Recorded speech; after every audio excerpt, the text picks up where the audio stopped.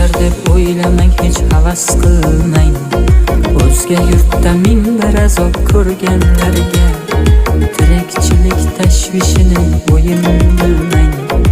Oson